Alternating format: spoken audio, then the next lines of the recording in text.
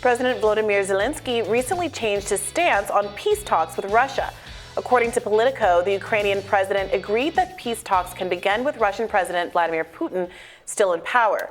This following a visit with National Security Advisor Jake Sullivan. Several candidates in the 2022 midterms campaigned on Ukraine. Marjorie Taylor Greene, who won her re-election bid, promised, quote, "Under Republicans, not another penny will go to Ukraine."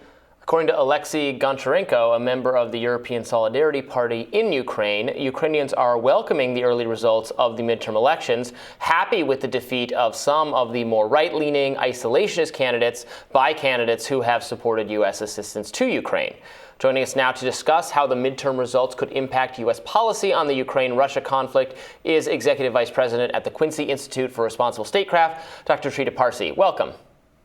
Thank you so much for having me. Yep, thanks for joining us. So some people were expecting a bigger victory in the House among Republicans, many of whom had promised to rethink our kind of endless commitment to sending money to Ukraine. That victory was not that vast, although it still does look like Republicans will take the House. What do you make of the enthusiasm for more pro-Democratic Party outcome here among Ukrainians? And then should we be excited about the prospect of actually pushing for maybe negotiations between Zelensky and Putin? Well, first of all, I don't think anyone went to the polls voting on foreign policy this time around about other issues. So the outcome of the elections is not a barometer of where the American public is on the war in Ukraine, what the U.S. should or shouldn't do.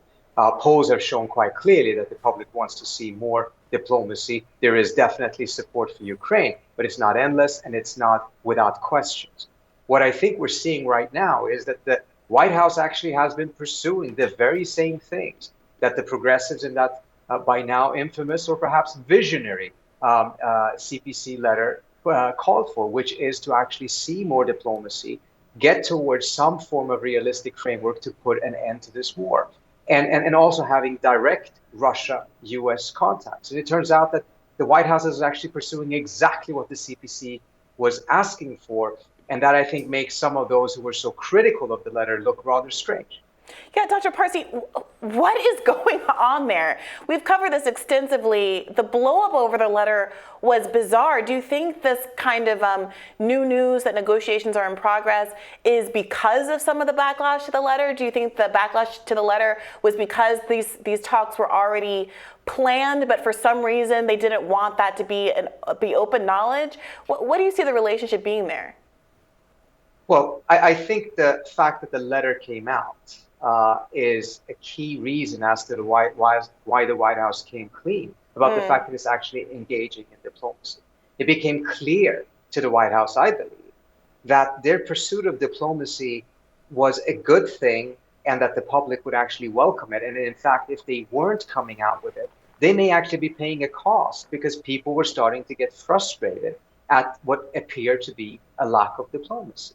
I think the reaction of the letter is because there's some folks out there who are some sort of self-appointed thought police who believe that they're supposed to go out there and squash any debate that may go in a direction that they think is opposite to what the White House wants. The problem is they have no clue what the White House wants because clearly the White House wanted diplomacy, was engaged in diplomacy, and probably, frankly, welcomed the idea of a letter and the opening of a political space that the letter did provide, despite of the way that it played out, because that's what they needed. I've been involved in some things. I've studied diplomacy quite a lot. There are many instances in which you actually do need to have secret negotiations. This one does not qualify. So my thought is that the only reason why the White House was not open about the diplomacy that was taking place was precisely out of the fear of the backlash, not from the American public, but from these pundits and the broader blob who has taken this extreme anti-diplomacy position that is now clearly the opposite position of what the White House is pursuing. Yeah, they feared backlash perhaps from actor Sean Penn, who met with President Zelensky and offered him a unique gift. Let's watch that. This is for you. Oh, Sean. Yes. No. Please. That is yours. No, I feel terrible outside. It's just a symbolic, silly thing. Yes, but if I know this is here with you, then I'll feel better and stronger for the fight. So great honor, but until we will. When you win, bring it back to Malibu. Great. Yes. Great. Okay. Because I'll feel much better knowing there's a piece of me here. We have to be. Some moment which is very important. It's not from me. It's from Ukraine. And it's more from me. Yeah, please. The President of Ukraine for outstanding. Thank you.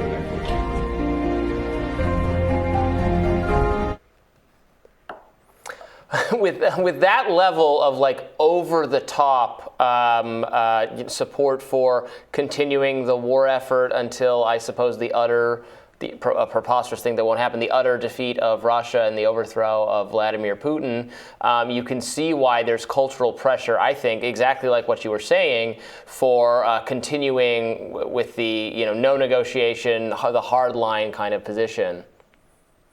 Yeah, and if we take a look now back about 2 or 3 months, we now see that there's been strategic leaks from the White House trying to open up this space. The revelation that Biden was very annoyed with Zelensky because Zelensky was asking for more, even when the Biden administration was providing a tremendous amount of support, and that Biden apparently lost his temper with Zelensky on that call. There's a reason why these things are coming out right now, is precisely because the Biden administration wants to go in a more diplomatic direction, and they need to put some pressure on all sides in order to get them to drop unrealistic preconditions for diplomacy. Both sides are going to come to some form of a conversation at some point with maximalist positions. That's inevitable.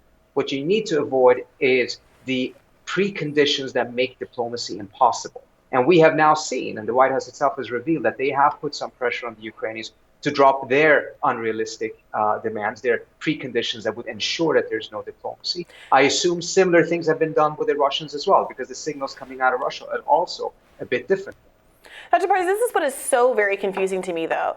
If it is true that Biden isn't the one, that the Biden administration rather isn't the one that's putting all the downward pressure on the letter, and there are so many people, colleagues of yours in kind of the left, progressive foreign policy space, anti-war foreign policy space, like Matt Duss, Bernie Sanders' former policy advisor, like Joe Cirincione, who were so antagonistic to the letter. Matt Duss flip-flopped, said he was for the letter until the backlash started and then was against it. What was motivating that, if not an effort to protect the Biden administration? Well, first of all, I want to avoid getting into any personal things. I've seen that some of them have. I don't think it's constructive. So let me just say what my take is on why some people who were not in the know were acting this way. I think they personally thought that this is what they need to do to protect the president. And, that's an instinct that folks have at various times. But to act on it with the arrogance of actually not knowing what's going on and assuming that you do, and taking a very hostile position that some did, and I want to name any names, towards diplomacy and the very unconstructive approach to it. This is ultimately really, really negative for the country as a whole, because ultimately the United States does need diplomacy. We need direct talks with the Russians because we have a clear interest in avoiding nuclear war. And when even President Obama has come out and said that the level of the negotiations and communications with the Russians is lower than it ever has been since the Cold War, that is a clear warning sign that, look, there's some changes here that need to be done. And it's very unfortunate that some voices, not all, but some voices have acted of trying to just cement the current situation, thinking that that is how they protect the president, whereas in reality, they were completely out of sync with the president. Okay. What should we hope for or expect when negotiations do take place? What does Ukraine need to get from Russia to be, kind of okay with its situation? Obviously, we talk a lot about, Vladimir Putin and might need some kind of safe face saving. The part of he might need to acquire or have independent part of the eastern part of Ukraine.